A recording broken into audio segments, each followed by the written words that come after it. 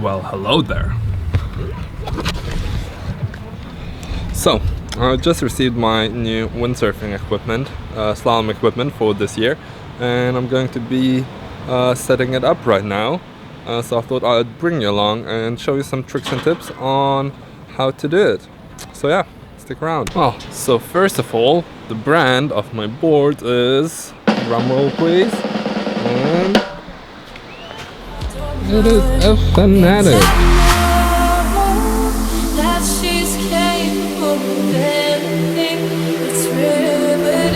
So, I'm sure you can already guess what sail brand I'm riding for, but I'm gonna reveal that a little bit later.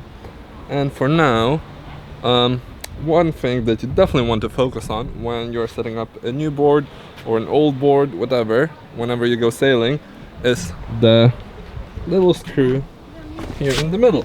That it basically prevents the water getting into your board, and if you do it too tightly and break the washer under it, or if you forget about it, or if you don't do it tight enough, it's gonna let water in and destroy your board pretty much. So you don't want that to happen.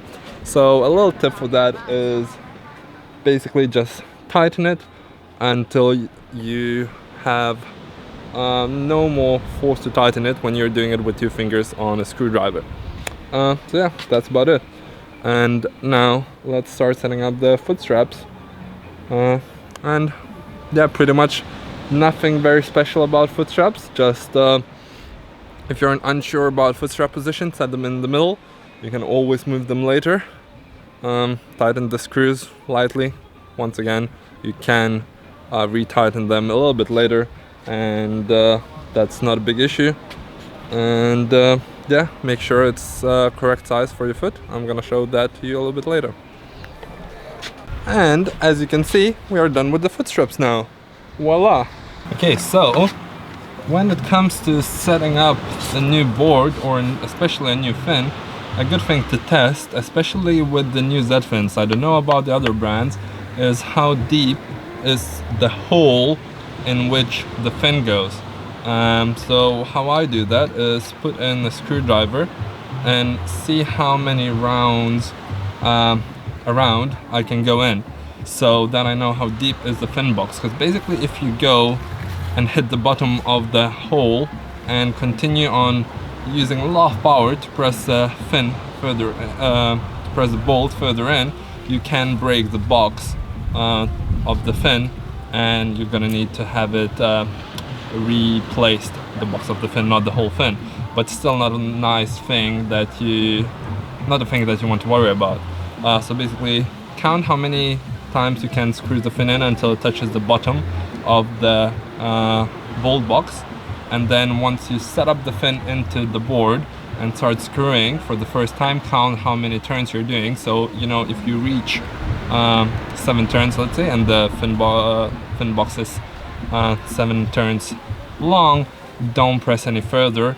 And if the fin is still not securely in, or it feels like the screw is still loose, then you need to get a few washers in to shorten the screw a little bit, or you'll have to have a shorter screw for this particular fin.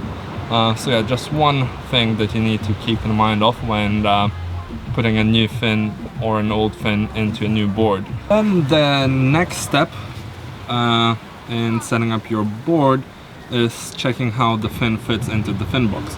So in my particular case, it doesn't really fit. I tried to push the fin in and it's still like 1 centimeter out of the box, and I can see that the box itself is not very smooth, and there are some leftover stuff from when they made it in the factory. So I'm gonna sand the box in the board a little bit, not too much, and then I'm gonna just to smoothen the surfaces out. And then if it still doesn't fit in, then I'll sand the fin itself a little bit, so to make sure it goes nice and deep. I just realized that my fin box is too shallow, because perhaps, as you can see here, when I put my fin in, I realized there is dust from the bottom of the fin box coming on this end of the fin, and yeah, the fin sticks out by like half a millimeter, perhaps not half a millimeter, like a millimeter out of the box. So I'm gonna have to sand down the top of the fin right here to make sure that the fin fits in perfectly. Now that we have set up our boards, next step is to set up the sails, and first thing I advise to do is to set up your numbers and any other stickers that you might want to put on your sail, because it's much easier to do on a clean sail rather than one you've sailed, especially if you got salt on it. Best setup that I know of for putting on stickers, and especially sail numbers, is to put your board upside down under the sail, and that way you have a real nice flat surface that you can press on the sticker and make sure that it doesn't have any air bubbles, or at least minimize the chance of it. And voila!